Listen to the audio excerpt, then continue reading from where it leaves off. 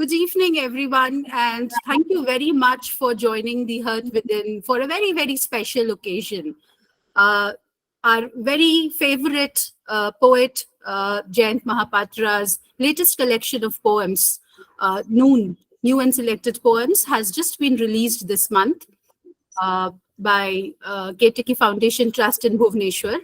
And at 94, this fruit of his creativity, this gift of his creativity that comes to us at his ripe age of 94 is very significant in many ways.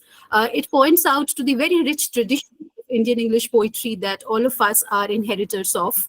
It's a tradition that we need to celebrate, as we need to carry forward, as we need to critique, as we need to build.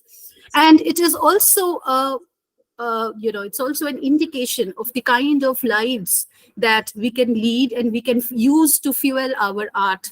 So all in all, I believe that this is a moment that calls for a celebration. And we are very grateful to have the support and the love of many, many Mahapatra fans, all of whom are here today to join us all. We have a short note from the poet himself, where he says that all of you have been giving me so much love. This means more to me than my poetry, and I consider myself blessed.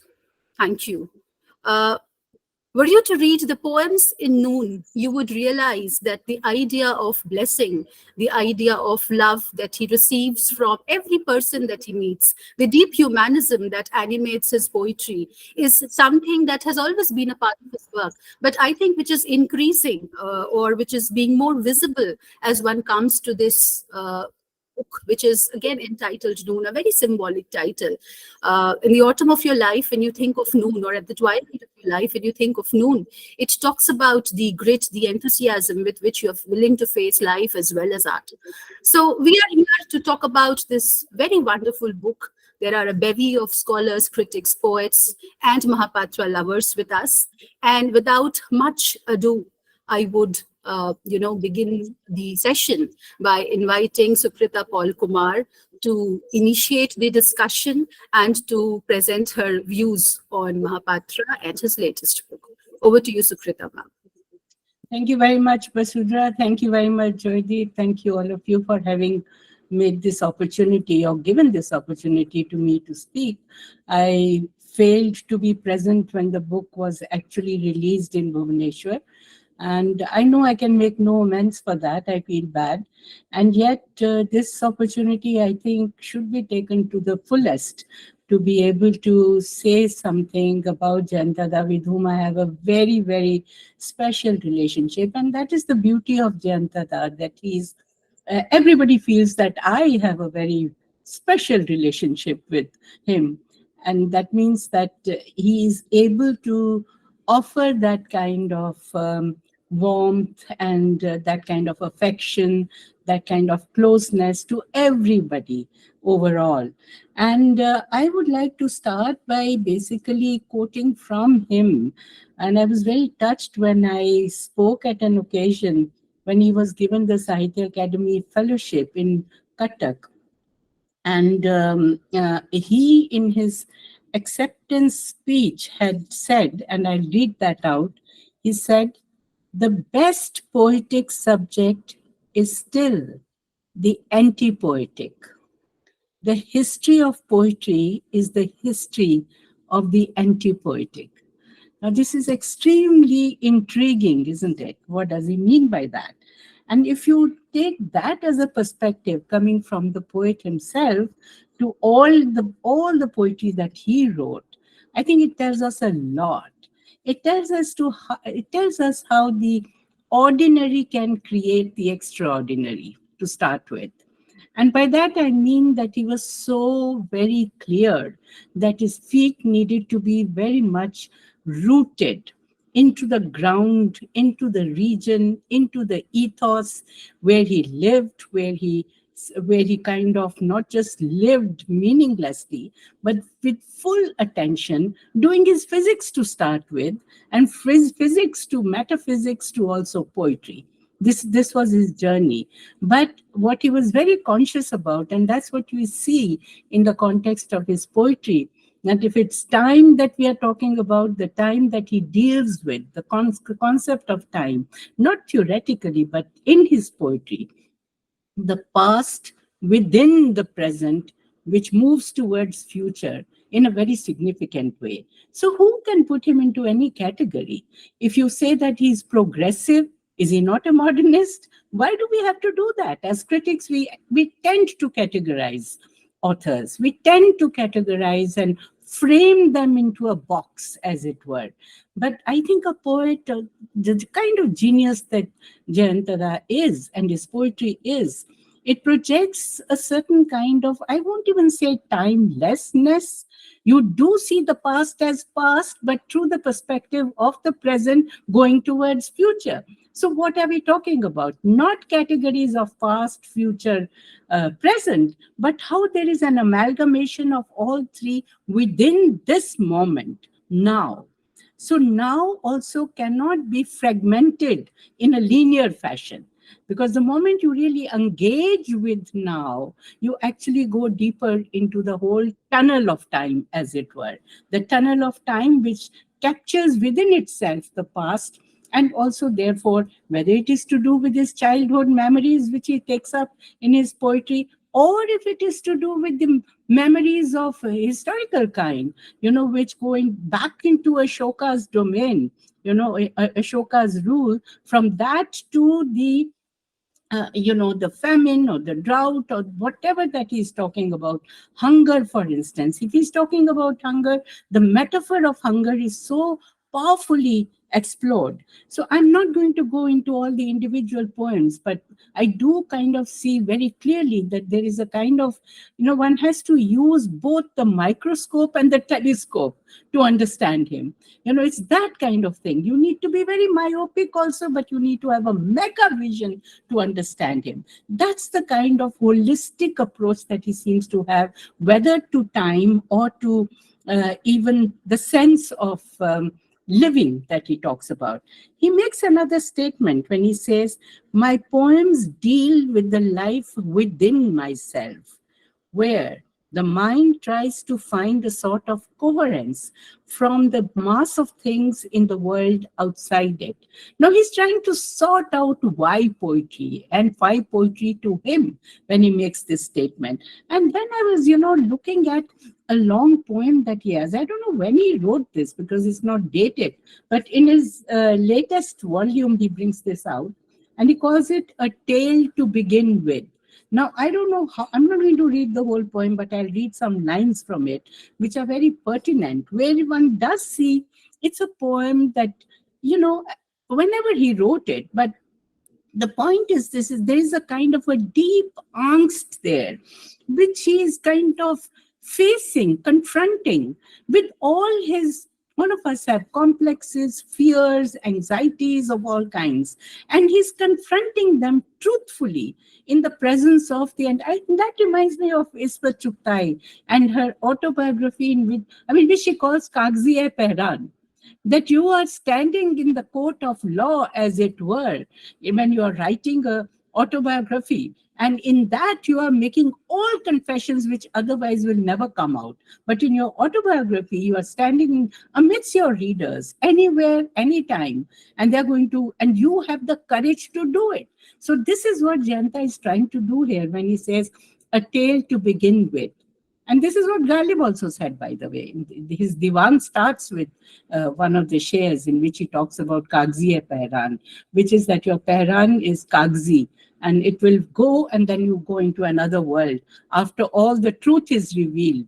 And here truth implies that of the living after death, actually. That's what is kind of indicating. And look how he starts. He addresses himself. By stepping out of himself, he's making this kind of anti-poetic, poetic.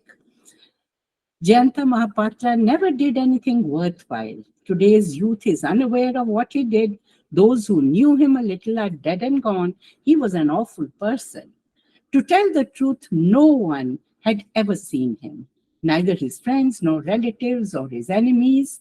But then, how would they know him? He was on fire day and night, burning in the flames of his own karma. He goes on in this spirit and then he says, no, There is no sense in looking for Jayanta Mahapatra.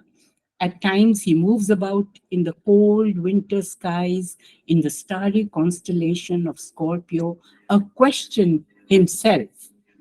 And sometimes he loses himself in the sweet smell of the girl he loved. I skip again and I go into that portion. I know this is never how one should read anyone's poem, but this is a very long poem. But I want to just skip and stop at the points which are pertinent to me. You will find him surely if you really look for him. You will find him in the aging leaves of the mango in his backyard. And you see how the anti-poetic is getting converted into poetry slowly. In the anguished call of the bird with a broken wing. And then he goes on and he says, yes, perhaps he could weave dream after dream, much like a bird perched on a branch of his mind's bare tree. And poems? His poems simply can't say where he lives. They lie all over like the dead. And he skipped, oh, he lives in dreams and will die in his dreams one day. How long can he hold on to the vast sky all alone? He kept it solely to bury his friends and lovers in the earnest hope that he would finally find himself. I have skipped a lot of it, but why I'm doing this is because in this one poem, actually, it is a kind of the history of all his poetry. He's talking about his loneliness. He's going through the journey of self-realization. He finds himself in dreams. And there are statements that he makes in different poems about how dream is more real than reality, you know. So he's even referred to that. Then his imagery, the way he goes on in the context of relating to the local. He makes that also the flora and fauna. He goes into that. And most of all, in the entire poem, there's a sort of a self-doubt as well. There is less of certainty and more of uncertainty. And that is the beauty of his exploration of his own mind, his own self, his own. It's almost like a suspension between life and death. And it has nothing to do with the present day context as to how he is, his illness or not, but all his life. The now becomes very important because it is always confronting death, you know. And so this kind of a, I don't even want to use existential because immediately you go into the Western, mode of understanding, but it's really existential, deeply existential anguish at how to look at now, which is so vital, and at the same time, it is confronting the finality as well of life. So this kind of a juxtaposition that he has of life between now and the end, you know. And I think that is what makes him kind of, he goes beyond age, you know, it is beyond age. He could have done this at 10 years of age. He can do it today. It can be a poem that is written today at 94 or 96, whatever his age is now. He seems to be ageless. That's what I'm trying to say. It is agelessness. And if many of you would have had that experience when you talk to him, you know, what kind of language he uses. It is a language of deep love, deep concern for everyone and you who's talking to him. He would always say, oh, I love you.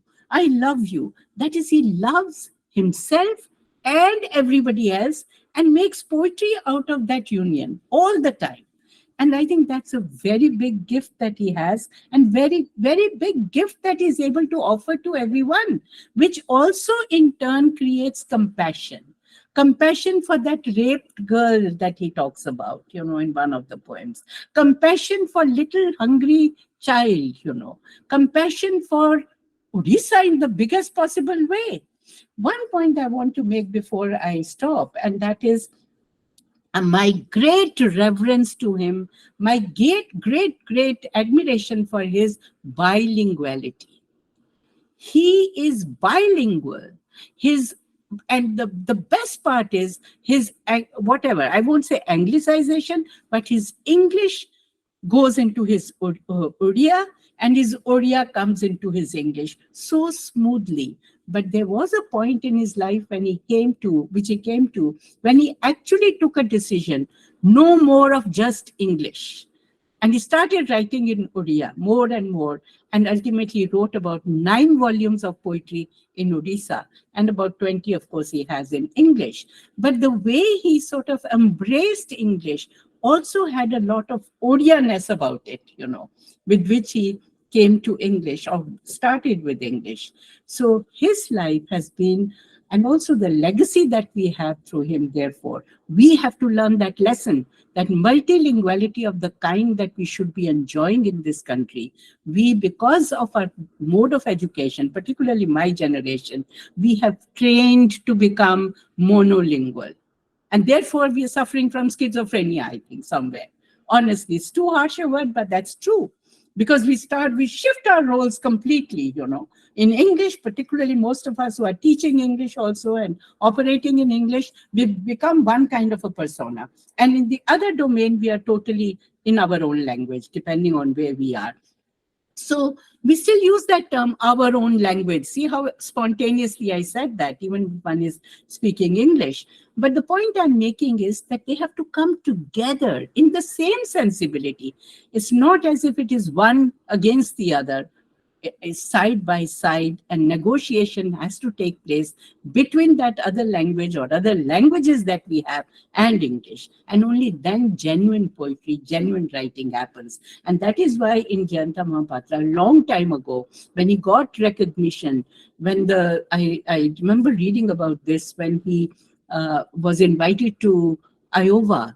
And 20, 30 years later, I was invited. So I know what kind of an experience that is.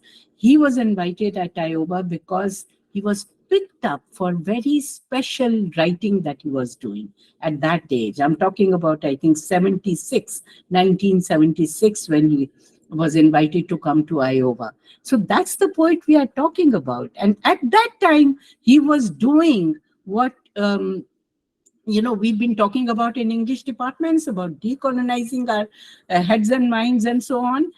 He had decolonized his mind long time ago. He was born into that kind of free India, perhaps. He was born later, but he lived through that kind of freedom, and therefore expressed himself in that kind of a language, which I think we should revere, and we should actually not only do that, but try to own that kind of sensibility and carry it forward. And that's the least we can do, I think, in the legacy, to pay heed to the positives in all that. There are lots of beautiful poems in this, very beautiful. Today he was saying, it is, Sukrita, a very thin poem, a very small poem. So I said, no, not the poem, sorry, very small book, very thin book. So I said, but don't worry, it is so small, and therefore it's gigantic in its value, So we really realize that it's not a small book, it's a huge book within small number of pages. That's the beauty of it. My homage to him. Thank you, Sukrita ma'am. This was beyond beautiful, because you were able to bring in so many perspectives for for all the members of the audience here. We have a wonderful audience today. Most of them are scholars, teachers, poets who have come together. And all that you said, helped to brighten our perspective on him, especially when you talk about his bilingualism, and when you talked about the using the telescope and the microscope together. Both of them are very integral visions that you have brought in, and I believe that these poems will be read for a long, long time. Also, there are many politically charged poems here that the compassion that you point out. It's very, very political. As it emerges from Noon, I believe. And you have thoroughly covered, I believe, every aspect of the book. Thank you for joining us. And Sukrita ma'am has been doing, I'm saying this publicly because all of us are friends here, as the editor of Indian literature. Sukrita ma'am has been doing a fabulous job. And I think now we have come up to date with your issues. uh, you took up, it was a huge backlog when you took up, and it was unbelievable that we are back into track. I believe this will be the issue that will be, this will be the March April issue, and it will come March up. April has come today. Oh, wonderful. So that should also be celebrated today. I believe it's a cause for celebration. So Good March, about it. April 2023 is out in April 2023, which is very beautiful. And the editorials, the lovely editorials that have been coming also have been teaching us a lot about literature. The way that we are reading it is much influenced by what you write these days. So thank you, Sukrita ma'am, for bringing your perspectives to us and for us. And from Sukrita ma'am, we go over to Miruna George. Miruna George is from Stella Maris College, Chennai. And Miruna ma'am, over to you for your discussion, your observations on the book. Thank you very much for this opportunity. Am I audible? Perfectly, you are audible. Yeah, thank you. So I would like to thank Jaydeep for giving me this opportunity, because just 2 or 3 days back he had, spoken to me about this. Anyway, I agreed to speak on this occasion, more so as a teacher, perhaps, because, as a, what do you say, teacher of Indian writing in English, I have taught Mahapatra's poems, and as a student, I remember being, bewildered by his poems. So that was a journey from being a student to that of a teacher, perhaps. And what I would like to highlight here in this short time of 10 minutes that has been given to me is that I would like to focus on 3 aspects of his poetry. And, for someone coming from a multilingual, context like India, and someone who's been exposed to, the poems of other poets coming from different regions, we have access to their poetry only through English. And, so you would see that a kind of a comparison that you could make here with regard to Ramanujan or Parthasarathy or Jayanta Mahapatra here, and of course with our own very own Nizam Ezekiel.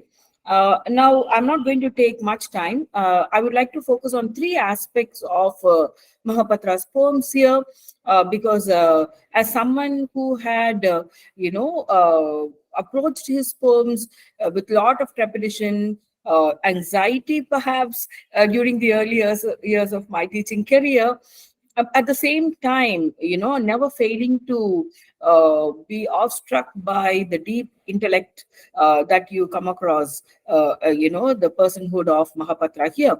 And the first point, perhaps, I would say would be the rootedness, because the world of Odisha that has been, revealed to us, or rather how you as a student or as a teacher or as a researcher being introduced into the world of Odisha.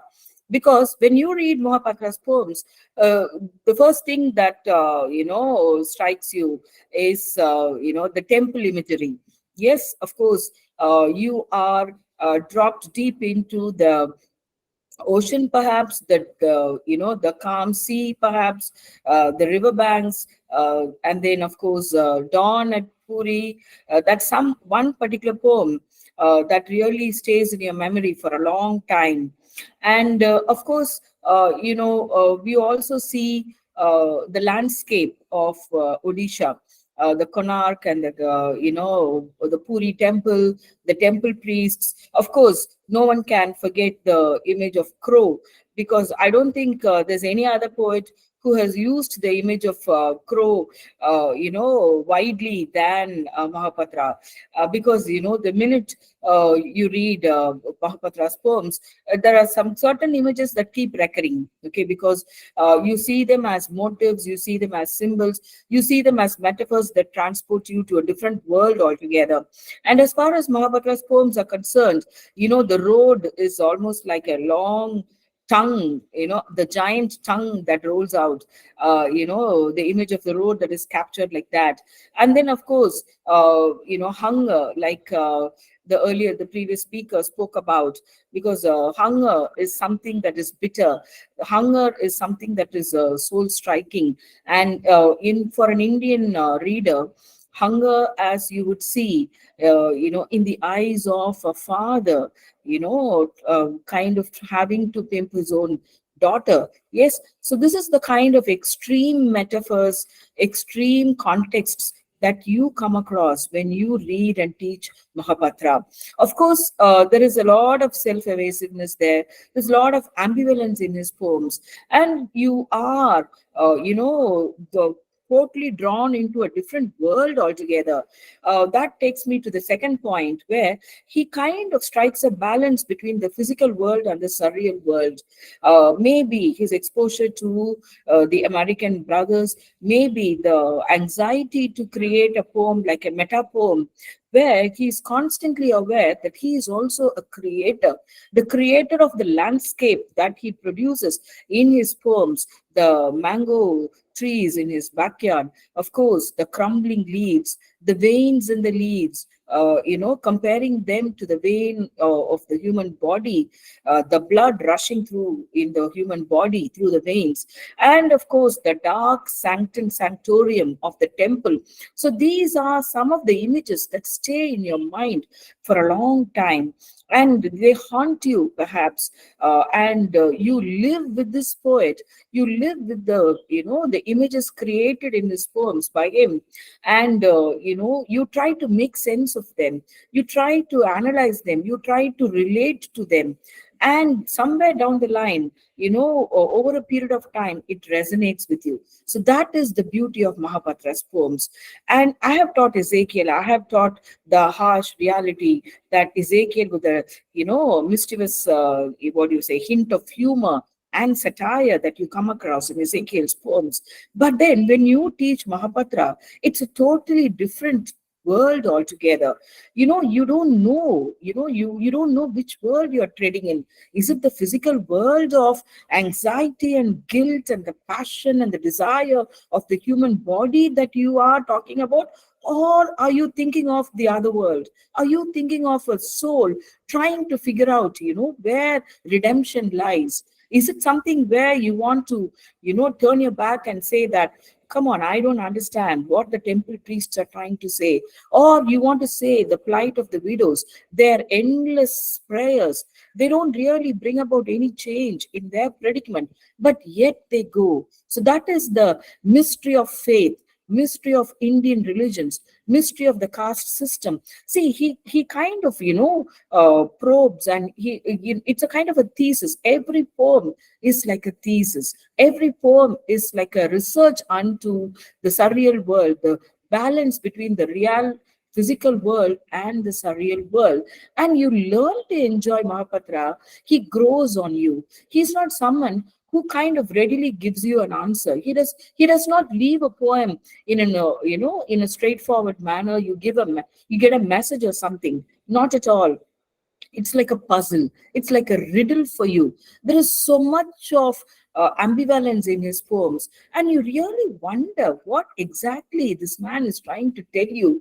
But then you stand in wonder, you really stand in awe, as to see how, to make up for having to start writing the poems in the middle age of his life, and the enormous experience that he has amassed over a period of lifetime, that he tries to pack within the pages of his volumes, okay, collection of poems. So when you read his poems, of course, there is, as I said, a sense of rootedness in the Odisha soil, and of course the surreal world that you learn to move into. Your mind is always, raised above. You want to know the truth, you want to know the unknown, through the known to know the unknown. See, that is the kind of journey that you read in his poems, his symbols. And of course, you are also talking about the human person, the self trying to reconcile with who the self really is,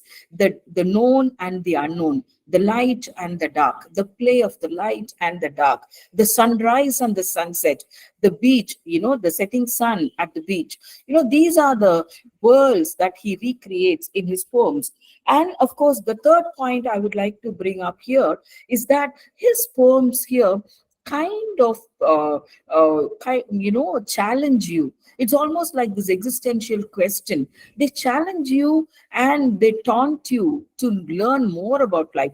The kind of mindfulness that we talk about now, the new age mantra that we talk about now. And I think Mahapatra has spoken about it, in the 80s, of course, when he was the first poet to be awarded the Sahitya Academy, the Indian English poet to be awarded the Sahitya Academy Award in 1986. Of course, you really wonder, this is the man who has really a lot to convey, not only to the readers in Odisha, but all over India. And within the microcosm of this Odisha world, he has given you equal and enough taste of experience, of human experience, the greed, the disease to amass wealth, the disease of poverty, the disease of the politicians, craft, of course.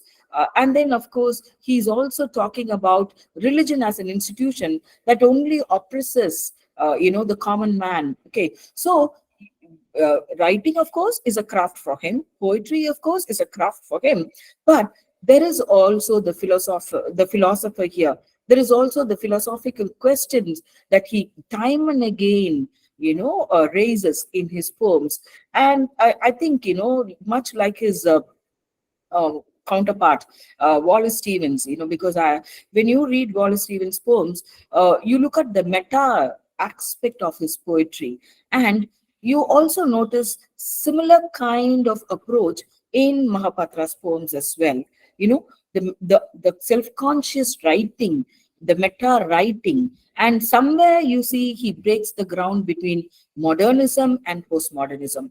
There is a deconstructive, touch to his poems, and he happily straddles this movements, both the movements of modernism as well as postmodernism, deconstructing, figuring out what it is that the self, the spirit, and the soul longs for, what it is that life has to offer for this soul, which looks at itself as something immortal, as something eternal, something that has to be at peace with, amidst all the turmoil and the anguish, the cries of pain that you keep hearing in his poems, the haunting nature of his poems.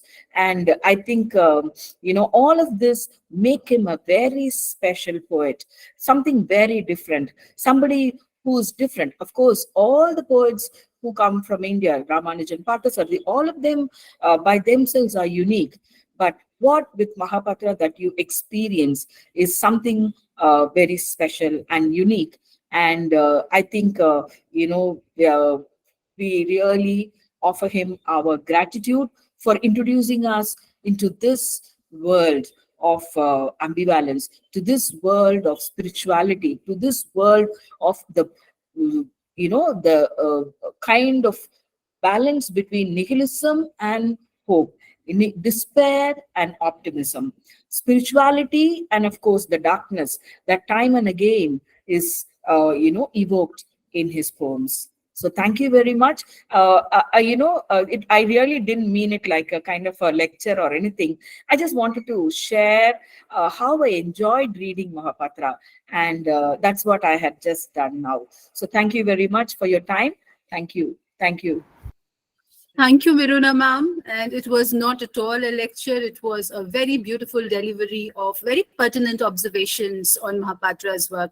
We are very glad that you brought in something very different when we talk of Mahapatra, and when we talk of, especially when you referred to the construction of his poems, the art that is involved, the craft that is involved in poetic construction, that is often, forgotten because his language is very simple. So the idea that the simplicity of language is actually a kind of facade to the craftiness that his poems embody is something I believe that had to be spoken about. So thank you for drawing attention to the craft of his poems, and also how he remains as one of the most important, significant experimenters, in Indian English poetry.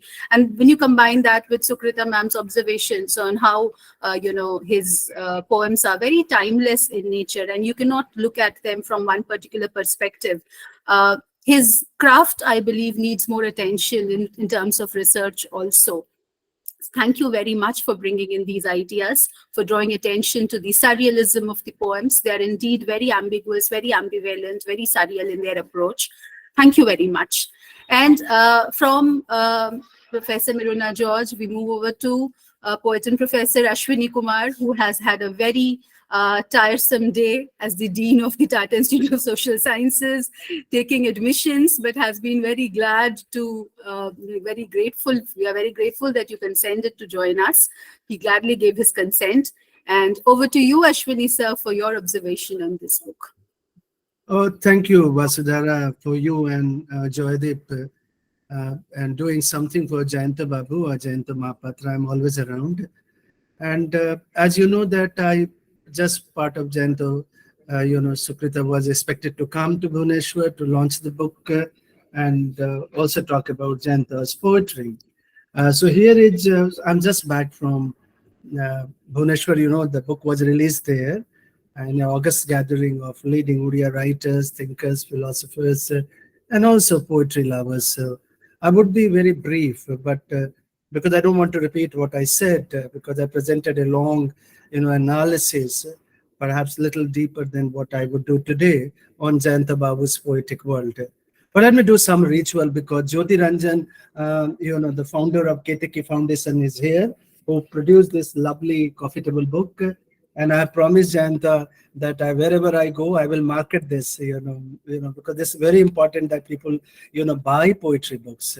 People, read poetry. So that's important. Please buy, and Jyoti is around. I'm seeing, if Jyoti is around, I would like him to say a few words.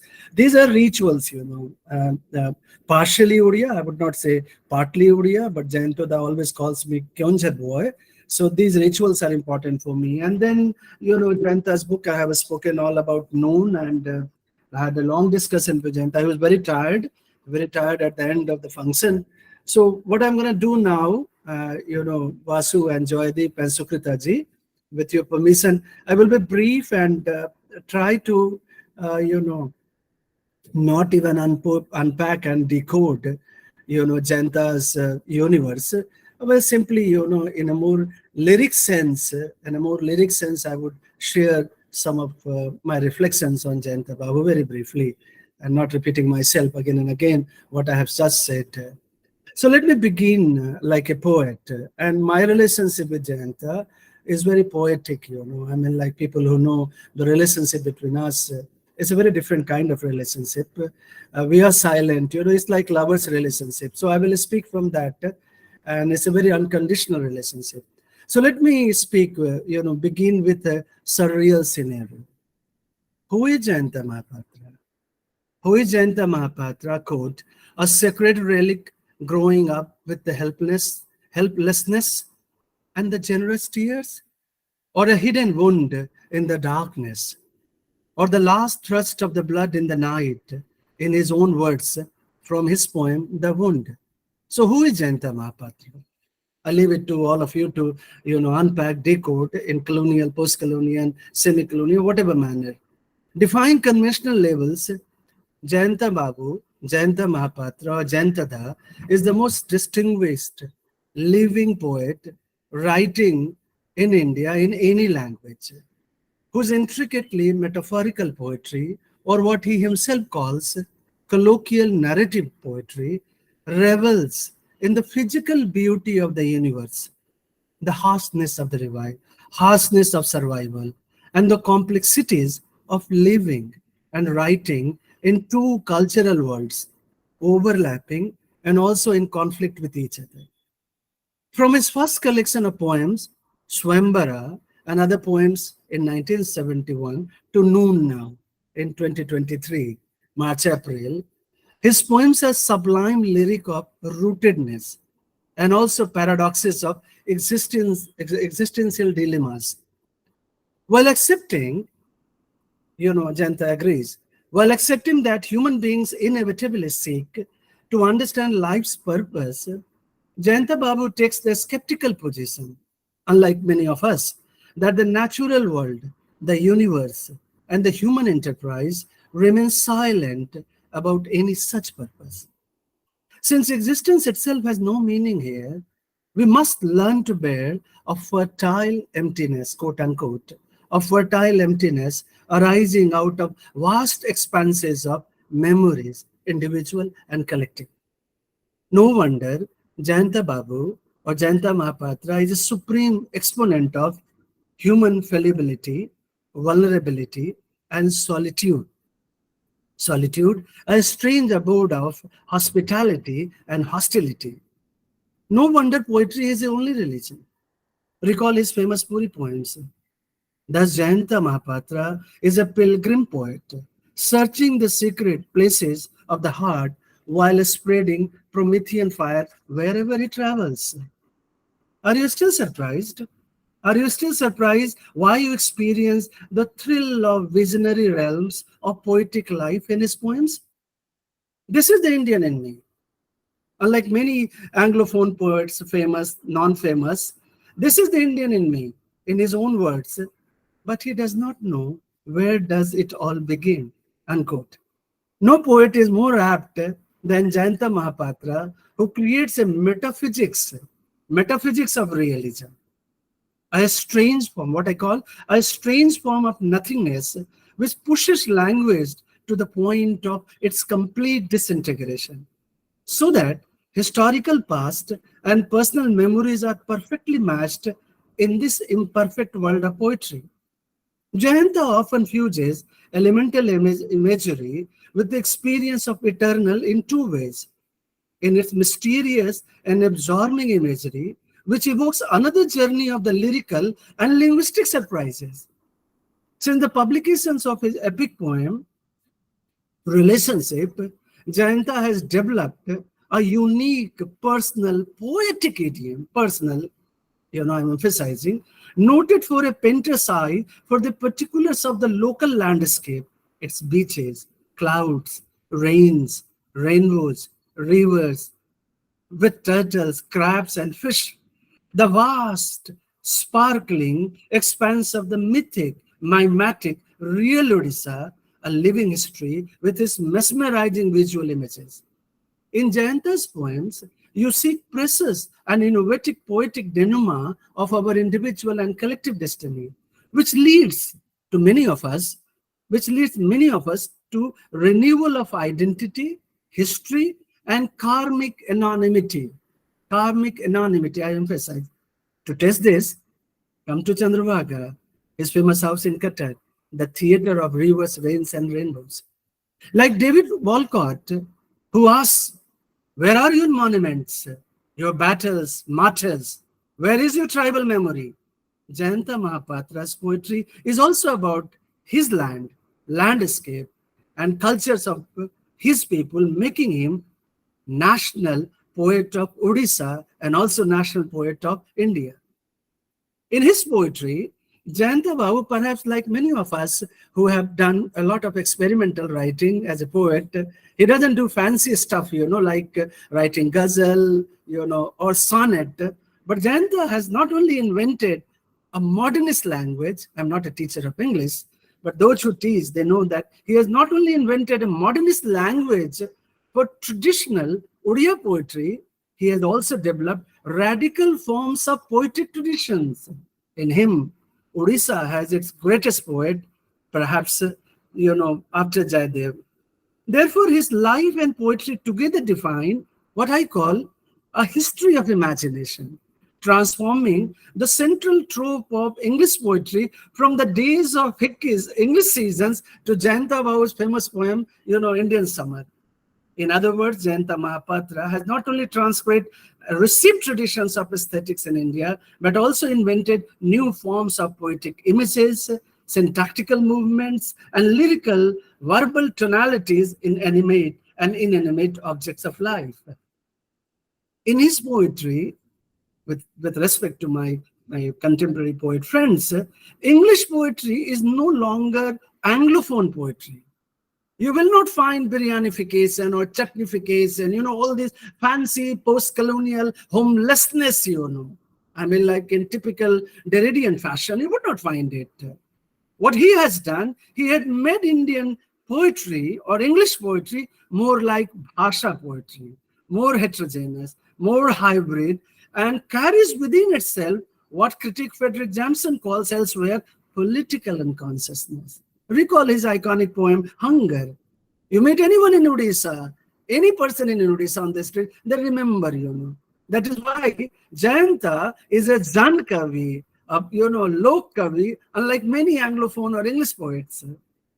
In other words, while the fashionable Anglophone poetry, not the English poetry, celebrates the despair, envy, and existential homelessness, while mimicking fancy post-colonial biryanification, Jayanta Babu, like says Aturi in the Rig Veda, practices what I call, is my individual maverick take on him, a rare form of Leela, eternal love, because without this Leela, the world lacks gloss in Odia sense, emotional, sexual, and physical gloss. Unlike Anglophone poets who have experimented with, I said, many forms of the poetry, Jayanta stays with his own poetic language. And I have mentioned recently in the launch of the book, AJ was there, so I'm repeating a little bit here, so AJ might forgive me. And I have mentioned in Bhubaneswar recently that how Jayanta Mahapatra elevates sensuality, the central trope, in the sense of Sakhi Bhav. I emphasize Sakhi Bhav, in the eastern part. And this Sakhi Bhav, like Jayadev's Geeta Govind, where lovers' attraction, estrangement, and final reconciliation become enigmatic devotional experiences of life. That is why I'm not surprised if the dominant rasas in Jayanta's poems are Shringar, love and beauty, Karuna, sorrow, Shant, peace or tranquility, and Adabhut, surprise or wonder. To conclude, both comparing, David Walcott and Jayanta, I'm bringing sub-calispo music or the musical elements. No Odia can live without, music. Often I'm reminded of my favorite rag, Marwa, and that I find in Jayanta. Rag Marwa, a language light and liquid, instigating dusky desires in the coppery skin of aging sky. Everyone loves Rag Marwa because it is the only rag that does not stay at the same place. It often melts into other ragas, our forgotten griefs, whimpering like porcelain tears of lovers in separation. Nothing is now burning inside Jayanta, he told me. Nothing is now burning inside Jayanta, but here is what Jayanta Mahapatra at noon, a boat in the opaque sea, shivering in its own imperfections. Thank you very much. Thank you, Ashwani sir. You leave us with a very profound image, a boat in the open sea, And thank you for bringing in the idea of Ras, the analysis of Ras in Jayanta Mahapatra's poetry, and also for pointing out, for making that very valuable remark that Anglophone poetry, is it was completely redefined in the way that Jayanta Mahapatra practiced his own semantics of poetry and in his own very, very emotive semantics that we find in his poems. Thank you for drawing attention to all that needed to be remarked on, all that needed to be kept in mind today when we embark into a reading of his newest book. Thank you very much, Ashwani sir, for your ideas and observations. And we move over to Jaydeep sir. So welcome, Jaydeep sir, and over to you for your observations on the book. Good evening to all. I don't know where to begin and where to end, because at times words stop to talk about a person. Anchored in Katak Tinkonia Bagicha, those who have visited his residence, we all know a kind of stillness persists there. Anchored in Katak Odisha is a modernist practitioner of the poetic craft who has an intensely personal vision, as already one of my co-panelists has hinted at. But his vision doesn't remain a regional one as it expands to include the political and social awareness that enriches any contemporary poet and of the world from different backgrounds. The national concern, the post-colonial mosaic of thoughts, though Ashwani ji has rightly pointed out about the structural component that Jantada actually works with. The deep-rooted attachment to the natives of his land and the myths are very important for Jayantada. His crow symbol, as already hinted at by one of my co-panelists in this evening, is a cultural trope to interpret the sheeny shade of Indian poetry in English. I'll come to it little later. But writing for more than 5 decades, like Pablo Neruda, Mahapatra is a brand for returning to the relics of the past through his metaphors and idioms. Author of 33 books, I'm counting Noon as 33rd book, Mahapatra is an inspiration for generations writing in his mother tongue and in English in truly wonderful, wonderful country called India. For him, beyond the trees, the river is a vision of purpose.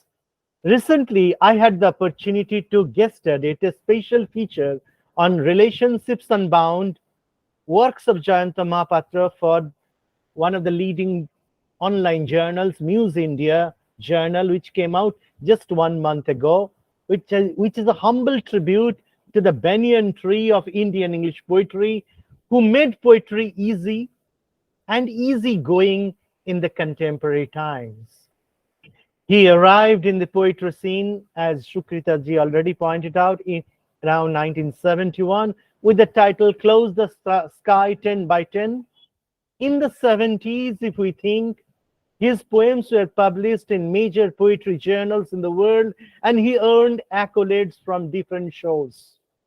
And why I am giving the background? Because it marked a sharp departure from the poetry schooling in India in English, writing in English.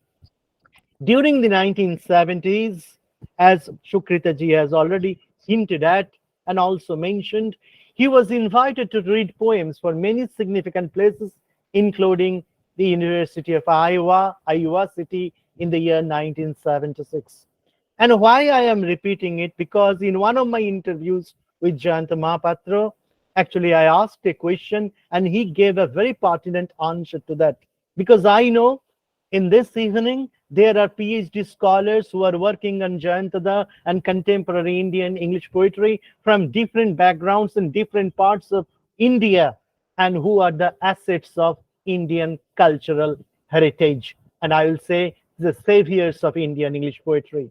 For them, in the University of Tennessee, 1976, University of South Swansea, 1976, East-West Center, Honolulu, Hawaii, 1976, Payne Center, Sydney, 1978, and the Great Australian National University, Canberra, 1978, where he met Eddie Hope and his beautiful wife, Penelope. There are beautiful descriptions, and life in Indian English poetry changed when he returned to India after this Australian visit. All these made glorious grounds for making him as a significant poetic voice in the decades to come. Those who are interested can look on my interview with Jayantada, published in Muse India some years back.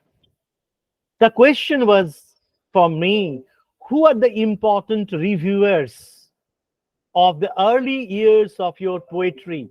Because we all know that he came to poetry writing quite late in life, possibly at the age of 38. And Jayantada's immediate answer was, the reviews appeared 40 years back. Actually, the interview took place 10 years ago. So 40 years back. And that's a fairly long time to remember.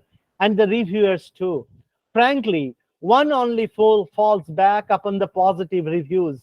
It is basic human behavior, I guess. And when these were published in foreign periodicals, all be renowned American poets and critics, I was delighted. This was first after a Reign of Rights appeared from the University of Georgia Press, USA in 1976. Baron Young praised my book in the Hudson Review, and later Emily reviewed both Relationship and the False Stop in the same New York Journal. Poetry Chicago published a review of my book, and it was done by the poet Dick Allen. I seem to mix up things today, but these are comments on my early work. Now, why are they important?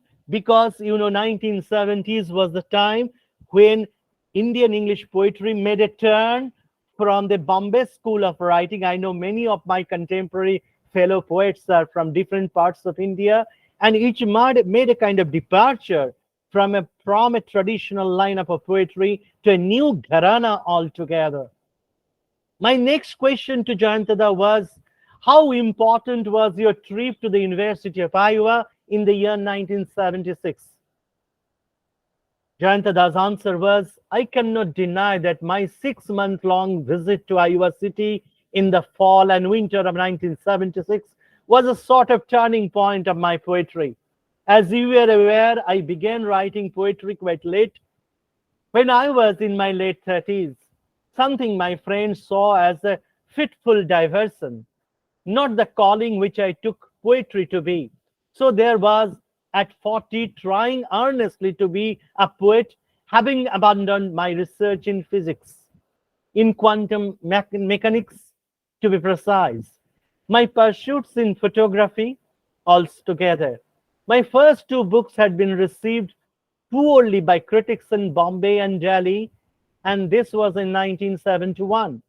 I was not thinking of poetry as a luxury. In fact, I devoted myself fully to writing during the years 1972 to 1975, with a passion that amazed me.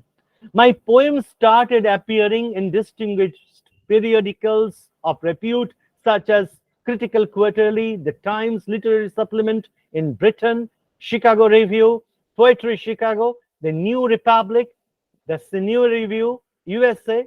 Professor C.B. Cox wrote to me in 1974 saying that it was the first time in the existence of CQ, Professor Tony Dyson, he had ever accepted anything from India.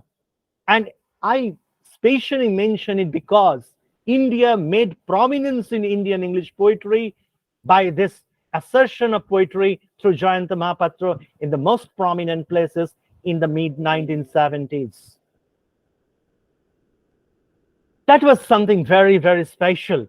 And in 1975, 11 of my poems appeared in the distinguished poetry magazine Poetry, which was perhaps a sort of achievement in my work as a poet, and which went on to bring me to Chekhov Gladstone Prize Award for 1975. These publications were noticed by Paul Eagle, and Paul Eagle was a poet director of International Writing Program in Iowa, who later on invited Jayanta Mahapatra in the year 1976. Now, in 1976, which found me at Iowa City, the 20 other writers from different countries, for someone who had spent his entire life in a remote corner of India, it was a challenge for me, both for living and writing. I had left the warm comforts of home where I had been looked after by Runu, my wife. We all know, those who are very familiar with Jantada, and we are very much nourished by Runudi in our younger days. However, the writing part of my life was exciting. Besides coming in contact with American poets like Robert Bly, who visited us, and Stephen Spender, many of us present here have read Spender from the UK. Living and interacting with these writers were exciting. It gave me the unique opportunity to place and judge my poetry writing with the work of others. This is the best thing that one can judge poetry in the international standard. So as a poetry critic, I always come back to 1970s, which made a prominent ground for the Indian English poetry, and Indian English poetry was visible worldwide in all prominent places. We who are here, coming from A.J. Thamasa to Ashwani ji, Sukrita madam, Urna, and all who are present here, we write poetry because we are the bearers. We are taking the inspiration from the writers we follow from the footprints, like Jayanta Mahapatra, and who made their career at the brimming of life in 1970s. Now, very important Australian poet, Melbourne-based Australian poet, Philip Salome, in one of the poems from Jayanta Mahapatra's celebrating 80th birthday, published in Southerly, very prominent journal, volume 17, November 2010, writes, "Your poems have called up Wordsworth in the readers. Jayanta Mahapatra stands for joy of living, loving, and longing. Mahapatra once said, to Odisha, to this land in which my roots lie, lies my past, in which lies my beginning and my end. His writings are rooted in his land, milieu, and the people." What I was hinting at, Mahapatra's poetry made a strong departure from the Bombay School of Poets. He was instrumental in democratization of Indian English poetry to the grassroots rebels. Even a small town like Cuttack can be an inspiration for the entire country to write in English and publish in English confidently. So therefore, for me, he is the nation builder. He built up many, many young talents single-handedly, like Ravi Nangam and many, many what not. I don't want to give the list. Many were made by Jayanta Mahapatra, and many poets published their first poetry in the magazine called Chandrabhaga that Jayanta used to edit. Now Ravindra Keshwen actually has taken up the mantle. Recently, on a very personal note, I examined a thesis on eco-critical view of the poetry of Jayanta Mahapatra from university in Bihar.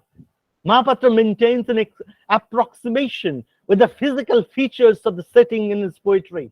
He remains faithful to represent his immediate society, wherein he incorporates the socio-cultural scenario of the country. His material descriptions of the indigenously Indian society and landscape are accompanied by his historical vision, which becomes a rare gift to anyone writing. For him, landscape is memory. The feeling of sadness makes him and his poetry close to his eyes. The atmosphere is gloomy. The gloomy atmosphere makes him forget everything, even the faces of the dead people, the dear ones who are never coming back, are gone forever. Close to this river, the fishermen live in the broken shack. The Odisha landscape is directly related to the history and the social condition which revolves around rites and rituals of the society. We can count them in the poems like Dawn, Village, Old Places, A Twilight Poem, and so on. The art of Odisha is the heart of his poetry. Rivers like Daya, Mahanadi are his vital sap of poetic inspiration. The present, according to him, contains an enfeebled shadow of the glorious past. He explores his identity as a poet in ruins of temples and within the landscape of his state. He is a poet of the relic of the colonial past, silent watcher on the feelings of life. Only the past leans out. What else is there? Story.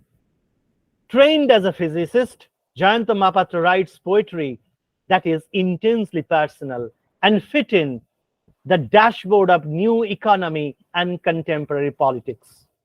His poetry refers to society characterized by low employment rates, poorly distributed economies, poor public sector capacities, and so on. His views are thoroughly anthropocentric. Beneath the bodied walls of history, nothing can happen more dreadful. The stones turn to gods through prayers. His poetry speaks for the marginalized, the destitute, dismantles the privileged centers of power. Mahapatra is a poet of small towns and villages. All these are his uneven catalogue, the light tattered with voiceless afternoons.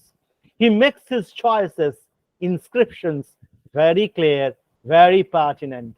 In the poem Inscriptions, in the poetry book that we are celebrating today, another morning breaks, a white water moves under my sleep, where I have walked forever, 2000 years. His crow noises is a post-colonial substitution for any white bird of the West.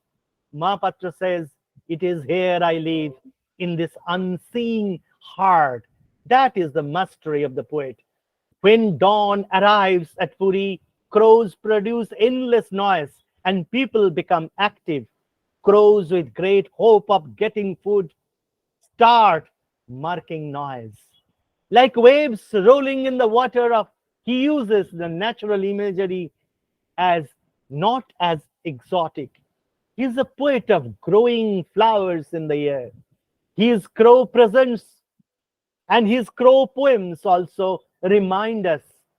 Ted Hughes, the metaphor of rain is the mirror of the poet's psychological condition. The rain is his home.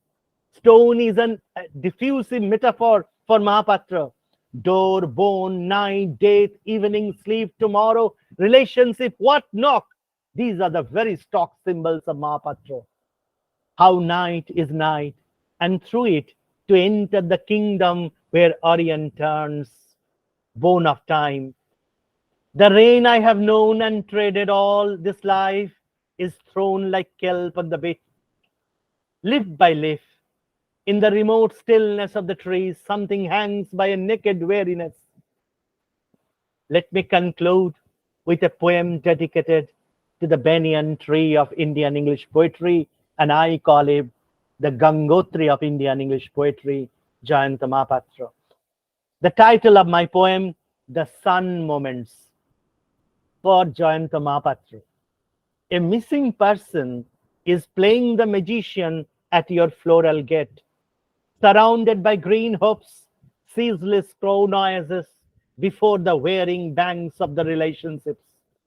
I live the twilight of metaphors in this season of memory, passing through a rain of rites, inscriptions on a white paper with slow, soundless night wrapped in pretended darkness. The Hirakund dam is never dry of memory. The substance stirs my grandfather's country, hanging over an ancient city of temples and walls. As an obscure man, I ask for words out of hunger or fire in the rain, looking out for some drops of holy water to live on. Does my brown flesh be a missing person with bare face relationship? I test the air of discomfort. The hollow mouth opens with wounds licking blood.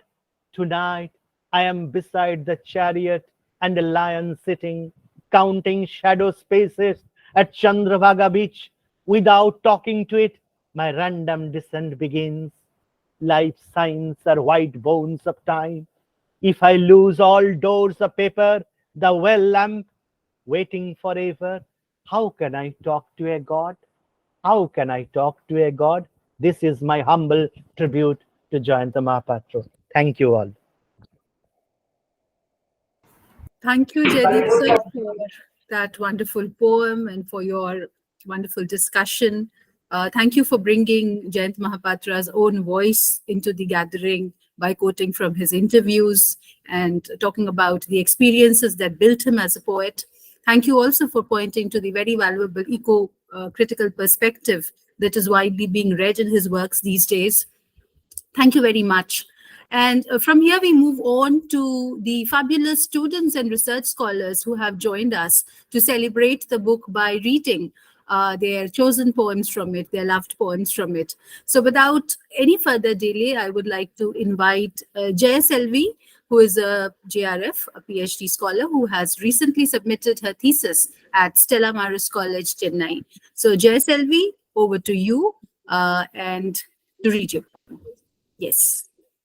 A very good evening to everyone present here. Thank you so much for the opportunity. Uh, the poem that I've chosen is titled Village Mythology. Flickering lamplight, fanfare of trapped wings, bears and snakes darken into another Orissa night. The sea might sweep up on the shore again in a sudden aggressive embrace, and walls of madness rise up to the skies in malevolent dark. Yet one's earth is never in real danger. Narrowed on their heads, a file of women stagger along the last rain-wet road. Suna, the faithful village wife, crawls through darkness as she moves beyond birth and death from one night grave to another. Her destiny goes nowhere, but is everywhere. The real story she listens to from her children is made up of books, school books, and their bloodless pulp. Imagined loss somehow secretly feeds her her sense of herself. The dropped anchor flounders in the sea without water. In this forgotten sea, she is of the race that can only sing of gods who betray life with small embraces. Thank you. Thank you for your wonderful and very soulful reading of the poem. Thank you, Jayselvi. And from Jayselvi, we move on to Aazhi, who is also a PhD TRF scholar from Stella Maris College. Aazhi, over to you. Yes, thank you. And The thank end you of for something. joining us on Chandrat. Thank you. The end of something. When you take a walk tomorrow, you might shiver for the light, exhausted as you might be to the musical knees of night. At last, everything comes together. You catch up with your shadow, but you are not equal of all things. Even when you become one, you're both dark and light. You step into the room, but you don't hear your own footsteps. Love has scooped something out of you.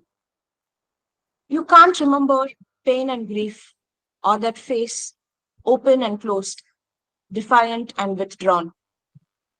Under the dim cry of the dawning light, who knows, you might even have died. Thank you. Thank you, Aazhi, for reading that poem so beautifully. And from Stella Maris College, we move on to Lucknow University. We have Ranu Nial's wonderful students with us. And we begin by inviting Vedamini Vikram to read out a poem from the book. Vedamini, over to you. Good evening, everyone. The poem that I'm reading today is titled Bird and Sky. In the silence in which the oriole flies, is love possible for the sky? When the sky loses hold of it, love pauses me. The rushes by the river are lighted by 7 fireflies. An evening star slips into my hands. Ah, yes, you're there, I know. In the face I touch in the dusky mirror. But do I know how to read the world I live in? Any beyond the higher mathematics of love's unbounded emptiness and the moments of loneliness that came out of unmeasured time. The rain thrashes the bamboos and is a thought for me because it was flooded with the light of the sky. Bird alone, you have me standing alone, growing flowers in the air. Thank you. Thank you, Vedamini. You chose my favorite poem from the collection. Wonderful. Thank you so much. And from Vedamini, we move over to Nikita Yadav, also from Lucknow University. Nikita, over to you. Good evening, everyone. Thank you, ma'am, for the introduction. The title of the poem that I'm about to read is Riverside Park, New York, in memory, Mina Alexander. Lonely in a blowing wind, the warm June afternoon lets out to light. As it swayed towards us, these were the voices in the oaks that didn't give themselves away, eating their waves like worms through flowers which soon will fall. A sunshine you wouldn't speak at all, glancing around as shadows find light through a body and tears your words find life. Through the fierce innocence of yours, I passed by, her poem read out, and then it was time to leave. Nearby, fat brown squirrels leapt through the secret voices, breath by breath. Thank you so much, ma'am. Thank you, Nikita. That was a beautifully read poem. And from Lucknow, we move over to Kolkata. From Loreto College, Kolkata, we have Somoshree Palit, who will read from the book. Somoshree, over to you. You have to unmute, Somoshree. Yes. Yes, good evening, everyone. I'm Somoshree, and the poem I would like to read is Likely Time. A silence of daylight caught between the fingers, without word, without hope. That's the smell of life. I walked through it, into the inevitable infinity of the place where I was born. Time doesn't look as vital as that along a path when one can see it. It loses its spirit in pleasure and pain, even when father's cry floats over from the dark distances of sleep, alone and sensual. Am I looking out to trap time again and again? Because for all its strangeness, there is a kindness to it. Bent backwards over the railings of the spell it had cast over me, all over the shapes of deodars, enticing the old fireflies into wild sonnets of mating in the new rain. Thank you. Thank you. Thank you. Beautiful. That last line, wild sonnets of mating. Very beautiful. Thank you so much, Shri. And from Loreto College, we move over to Jaydeep sir's own college, New Alipore College, Kolkata, from where we have two students. I invite Irene Khan to read her poem first. Irene, over to you. Good, good evening, everyone present here. My name is Irene Khan, and the poem that I'm going to read is named The Plan. The plan of the heart, the pride, the limit to my capacity to accept my behavior. I would hold it if it were mine to name. Shapeless body pressed against my death. To look back and see it turn away, sometimes earthbound with the risk of being destroyed by another human being. It's autumn already, and this flight of mine is pinked with sunset and pretense. A mistake. Walking for a natural instinct? I can't say. It's on my shoulders already. And I wonder if I can carry him the whole distance. The familiar shape of fear passing through the blood and song. Thank you. Thank you. Very beautiful, Irene. Thank you so much. And our last student poet reader for the day is Ankita Bakshi, also from New Alipore College, Kolkata. Ankita, over to you for your beautiful reading. Yes, ma'am. Am I visible and audible? You're audible and visible. Please go ahead. Thank you, ma'am. Before that, good evening to everyone, and I'm really happy to be here. And I would really like to extend my gratitude to Bashudhara ma'am, who has allowed me to be a part of this event twice. And when I first entered this Google Meet, I think at 7:35, I was listening to Ashwani sir, Sukrita ma'am, and Jaydeep sir. They were having a very vibrant chat. I thought I should read out the poems, but I thought it would be very bland because I was listening to all the panelists, and they had so much to say, and I really feel motivated to say a lot of words. But I'll be quick. Don't worry, I'll be quick. They were having such a vibrant chat, and when I was listening to them, I felt that these people who are such inspirational people, and they have been reading literature for such a long time, they you know they have so much energy within themselves. it feels like even though they have aged physically, but mentally they're still evergreen, they're still young.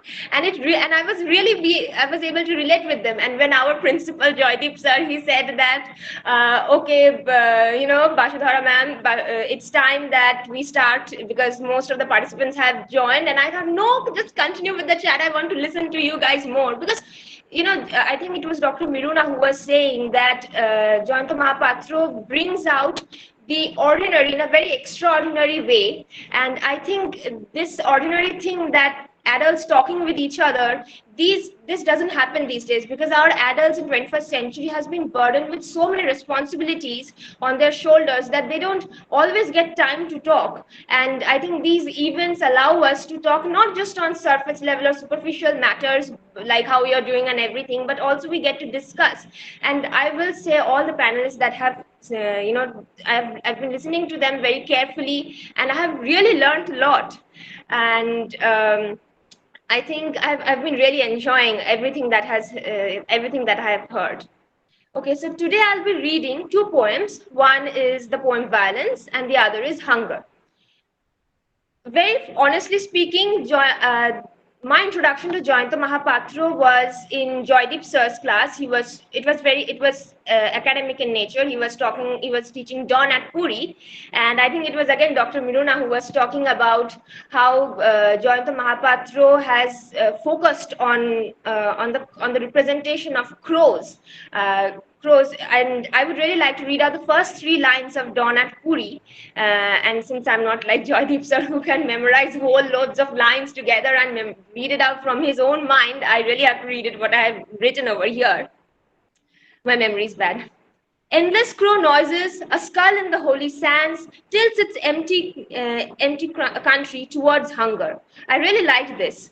I think the crows, it represents the sad and the dark sides of our country and people who are really hungry.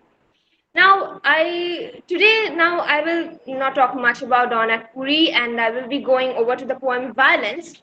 And the Violence poem, it is, to be very honest, I have read many poems, but it is very different. The first stanza, it talks about how our lives, like it says that we open and shut that when I open and shut my mouth and the day dims, it's like the darkness grasps our lives sometimes, and then we are not able to come out of it, and then the darkness tends to choke us, and then we sometimes perhaps we voluntarily give in to this darkness, and we're trying to get out of it, but we cannot get out of it because we have voluntarily given ourselves into it. And then the poet, he also talks, I think he's talking about how animals are tortured in India, that we use bullock carts and we use whips to make them walk faster, and the animals feel pain, but for our gain we look over it. And then in the second stanza we go over, and the poet talks about how we drag the meanings from what we see. Perhaps he's talking about how superficial our human minds can be, that we are just looking at the surface level of things, and we are being very judgmental, and then the light goes on mauling the unseen creatures. Then he talks about how real is it. And I think Dr. Miruna also said about something about ambivalence, and I really liked that point. And because Jayanta Mahapatra has used this phrase called miracle of murder, because murder can't be miraculous. It is ethically, morally, and legally a sin. It's a crime. But when we, not out of hunger, but out of leisure, if we, like when we try to catch fishes, because out of leisure, then it's killing a fish, but is it a murder? But again, we are doing it out of leisure. We're not doing it out of survival instinct. And the poem goes on. So without further ado, I'll read it out. Violence. The day dims. When I open and shut my mouth, the darkness chokes inside. The sad light pushes against a bullock cart driver's whip, which rests in a corner of the corridor, safe from the black pressure of dragging ribs. So we drag the meanings from what we see. The light goes on mauling the unseen creatures with the wide, wild pupils. Yet how real is it? How real the miracle of murder in the strong, sparkling carp on a measured line of leisure. Perhaps I would want to touch nothing here. The children sit in their classrooms, shrunk like caged slaves, pointing accusing fingers, hands that keep their hold on coins in their pockets with peaceful Gandhi heads, hands that open and close, gasping in the darkness. Now I will be moving on to the second poem by Jayanta Mahapatra called Hunger. It was hard to believe. The flesh was heavy on my back. The fisherman said, "Will you have her?" carelessly, trailing his nets and his nerves as though his words sanctified the purpose with which he faced himself. I saw his white bone thrash his eyes. I followed him across the sprawling sands, my mind thumping in the flesh's sling. Hope lay perhaps in burning the house I lived in. Silence gripped my sleeves, his body clawed at the froth his old nets had only dragged up from the seas. In the flickering dark, his lean to opened like a wound. The wind was I, and the days and nights before. Palm fronds scratched my skin. Inside the shack, an oil lamp splayed the hours bunched to those walls. Over and over the sticky suit crossed the space of my mind. I heard him say, "My daughter, she's just turned 15. Feel her. I'll be back soon. Your bus leaves at 9.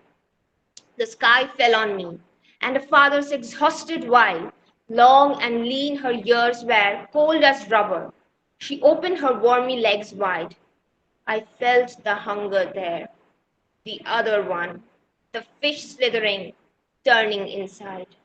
Thank you, everyone. Thank you a lot. Thank you, Ankita, for reading two very beautiful poems from the book, from his work in general. And with this, we come to the conclusion of a very, very beautiful session. Yes, Sukrita, ma'am, please. Vasudha, can I be the youngest here and read some lines now? Yes, please, of course. We would, give anything for that. And even after you, AJ, he has been with us throughout the evening. And after Sukrita, ma'am, if you two could, speak a little and read a couple of poems, we would be very grateful. Oh, and also Urna, if because she contributed recently to yes, Urna also, she has also been a part of the show. Sure. Yes, everybody. I was just opening the session for everyone. Thank you, Sukrita ma'am, for beginning Yes, this. I just want to read a few lines as my parting kind of situation. It's 4 lines from one poem and 3 lines from another poem, which I feel are pertinent. He says, "The saints are all silent inside their own truths. The saints are all silent inside their own truths. Moss broods silently in the weeds of the stone. 4-year-old Pratik is silent inside his screaming." And I think this is, to me, a very, very important insight into how he takes what his approach is to silence. And there's a lot that one can talk about there. I will not. The other thing that I think I would like to just read out a little bit is in the poem called All the Poetry There Is. All the poetry there is in the world appears to rise out of the ashes. The ash sits between us and puts its arms across our shoulders.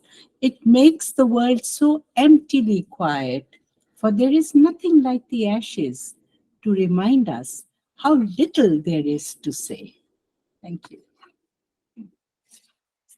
Beautiful, very, very pertinent poems that I think needed to be brought in the end. Thank you. This was very beautiful. And anybody who would like to follow Sukrita ma'am, Urna, Thomas sir, it's open to everybody. Anybody. Menka ma'am is here. Menka ma'am, if you would like to say a few words, we would be delighted. To everybody, anybody who would like to. Thomas, you're not audible. You are not audible, Thomas ji. I can't hear you. Jaydeep ji, Yeah. Jyoti Ranjan is here, the Ketaki Foundation founder. Oh, is we would love to hear from him, please. Because he has done a documentary also. Oh, yeah. Why not, Jyoti ji? Hello. Are you here? Jyoti Yes, Babu. Ketaki Foundation is here. Yeah, Ketaki Foundation is here. Jyoti ji? I think he left, I guess, he was here. He left, yeah. Yeah. Anyone praise? Shabnam is here. Shabnam Mir Chandani, if you would like to speak. Thomas sir would like to speak. I think there is some problem with his earphones. He was Meanwhile, using it. Urna, if you can speak. Yeah, hi. Thank you so much. I want to say that, rather than speaking about Jayanta, I mean, because we've already had such, such in-depth conversations, I just want to say that Vasudhara and Jaydeep sir, thank you so much for doing this. Can you hear me? Yeah, thank you so much for doing this, because I have only one word that I was feeling, when I was listening to Sukrita ma'am, when I was listening to Miruna ma'am, when I was listening to Ashwani, when I was listening to Jaydeep sir, and of course the lovely readings, I was just feeling this word, which is illumination. I think the light that all of you have brought into our understanding of Jayantada's work, it just feeds off each other. It just becomes bigger and bigger. And honestly, it's larger than the sum of everything, So it was just amazing listening to all of you. And I just feel that whenever I have read Jayantada's work personally, I've just felt that there is this intense dialogue, it's never a monologue. Like poetry can sometimes slide into being a monologue, but Jayantada has this magical touch, you cannot, I don't think you can work around it or you can work on it. I think it has to come to you, like all things in life, it has to, I think it's the touch where he takes a poem and it becomes a dialogue. And Sukrita ma'am brought in that beautiful point of, being using a microscope as well as a telescope. And that I think is the really thing, because as a reader, you always want to understand the poet, but you come to poetry for a selfish reason, because you want to understand life. And I think, I don't know, guys, thank you so much for this evening. Thank you, Vasudhara. Thank you, Jaydeep sir. Thank you, Sukrita ma'am, Ashwani, Miruna ma'am, and Jaydeep sir again. It was just amazing. Thank you so much. Gratitude for this evening. I'm feeling blessed to be in the company of all of you. Thank you. It means so much to us that you were with us today. Thank you for joining us and being a part of this evening. Thomas sir, we cannot hear you. We wish we could, and this is such a barrier, these technological barriers. This means so much that you were there with us, and yet you're so near and so far. So all the ambivalence of life is reflected here. You are with us and yet not with us. I think so that brings us to the conclusion of a fabulous session. Shabnam, would you like to say something? Anybody else who has an observation to make? We would be delighted. If not, we come to an end, and I think I will just take 2 minutes to conclude, talking about what Sukrita ma'am mentioned. I was reading, for the last couple of days, I was reading his essays, this Door of Paper, the book that I was going through, and here is an essay that's titled "Silence, Poetry's Last Word." So throughout this essay, Jayanta Mahapatra talks about, silence being the aim or the destination of poetry, and probably something that fuels his own craft as a poet. And he says that one must agree, though, that only through words will one ever be able to find that silence. Now, there are, of course, a number of quotable lines, but that line I find very remarkable, accomplishing or arriving at that silence through words. So once the cacophony of words has exhausted, you arrive at the minimalism that characterizes his poetry already. His poetry has always been bare and minimalist, has been completely swept clean of all kind of ostentatiousness, of all kinds of pomposity. So I think that in noon, he does arrive at this silence that he wanted to come to. The poem which Sukrita ma'am concluded with also talks about this essential silence. And at the same time, the silence which also Sukrita ma'am pointed out is not the silence of death. It is the silence of assertion. It is the silence of arrival. It is not the silence of death and nihilism and nothingness. And just being selfish, I think I will conclude with a short poem that I found very fascinating in the book. And this is titled Poem. And I loved it because it is it reminds me of Tennyson's Ulysses, written at the age that he is in, and talking about the problems that, characterize this day and time. I believe it has the tone of Tennyson's Ulysses. It's a short poem. I'll read it quickly. It's titled Poem. It's here I live, in the unseeing heart, the sky that goes on draining its stars, in the eyes of a child looking on death, not wanting to see it, unable to look away. Not the silence of the final agony I think of, but the voice, stubborn and alive, easing a guilty conscience. The wounded bird flown into a country of weeds. So it's here, with all those dead, refusing to die, the dignity of bone holding aloft our will to be. Here, the waterless river, which has seduced us into sailing the seas in the wake of our yearning.